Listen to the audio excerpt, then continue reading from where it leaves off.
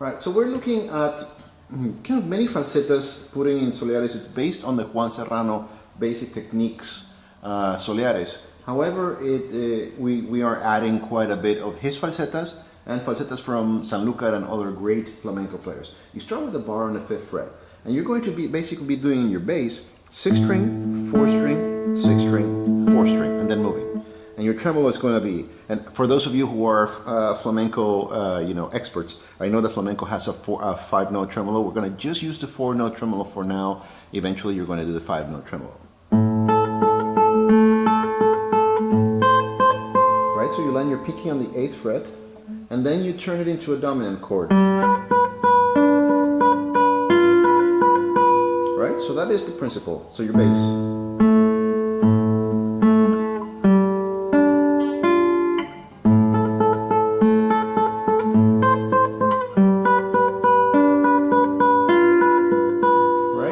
The same thing almost on the 3rd fret. However, here you're going to have to reach all the way to the 7th fret. So some people like using 2 there, but just know that you don't have to hold the bar for that long.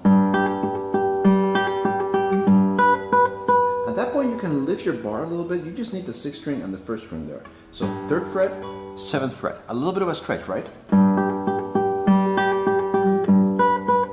Right, and then you get to the dominant chord. And then you move on to the 1st fret. Now here's important to know that you are only grabbing the 6th string and the 1st string. So if you could think of your index finger as an eyebrow, right? So if you were to run your finger on this side of my index, you would notice that there's a fairly thick callus on this part, but not calluses over here. A lot of people think that they want to clamp their finger like that, and that really costs a lot of energy, a lot of effort. Whereas if you just arch your finger, kind of like an eyebrow, and in fact that is the name for bars in Spanish, little eyebrow, cejilla, right? So grab the 6th string, grab the 1st string, and you should get this, but not this, because you don't need it.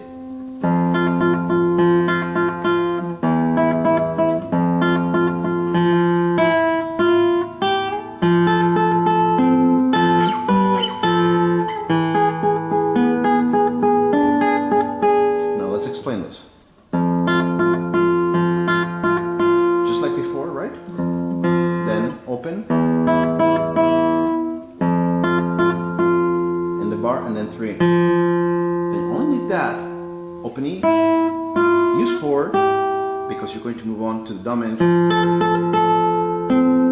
right? You don't need the full dominant chord, you just need the 4th, 3rd and 1st string. Then 2 frets over, back, and land on the dominant on the 2nd position, which is an E7, right? And then you're going to go back and do the same as it's written in the book. Diminish out of the 8th position, 7th position, sorry, and then dominant on the 5th.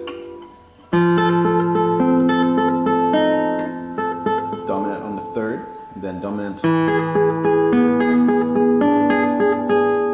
Now, get your pinky here. You're most times going to be playing the 1st string, and you're going to be doing the same melody that you had before.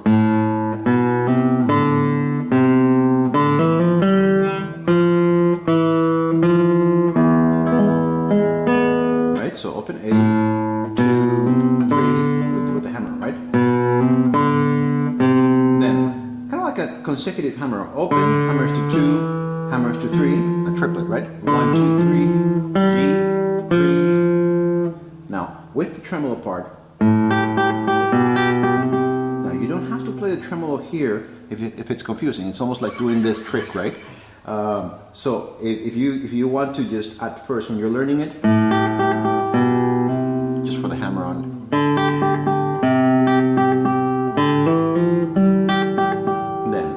And 3 for F and F.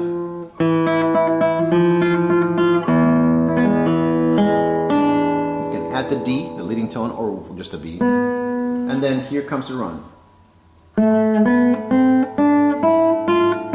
Right, 3rd string, then immediately to the B string, then E1, E, attention to where you put your pinky. I'm going to put my pinky on the G sharp right here on the 4th fret. Now, without lifting my fingers to the stratosphere, I watch where my pinky was. That's where I'm going to put my index at. So now I'm in 4th position.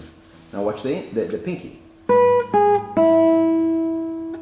That's where the index goes. Watch the pinky. That's where the index goes. And then here we change the pattern. Instead of 4-1-E, it's going to be 4-3-1. And then, just in case you forgot, you do it one more time. And to make it more difficult, you do the same thing on the 2nd string. And then to make it even harder, 3-1, open E. So if you watch.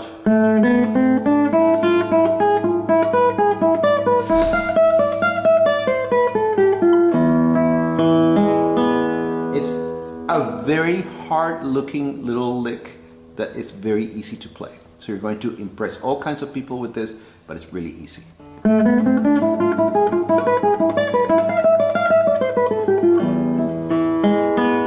And then look at your 2nd finger. You're going to land that on the 5th fret. Line up 3 and 4 on the same fret. So you have 4th string, 3rd string, and 2nd string, all on the 5th fret. Grab your 5th string with your bar and grab your 1st string. You don't need the 6th string. In fact, put your thumb on the 6th string. And this is where we say, watch the little pinky go. When you land, move the pinky out to the 6th fret, and then upstroke, then back in. Right? It sounds like that, you know, erasure song from the 80s. Then upstairs formation, you have a G major chord. Now the pinky goes downstairs to the 2nd string, same fret. For variety's sake, you're going to do the same thing, but this time on the 1st position for F chord. And then he borrows a page from his farrucas. So 1 and 2, making a dominant E chord, E7, C sharp, D, just like farrucas. And then go to A minor, same thing. Then 4 on the 3rd fret. And then you do a G6 chord, right? So 6th string 3, 5th string 2. Land that index finger go on the 1st fret, and then A minor again.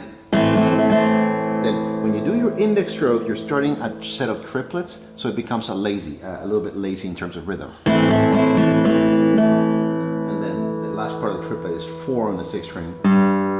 Hammer from 1-4, 1 hammer to 4, then 1. Looks like this.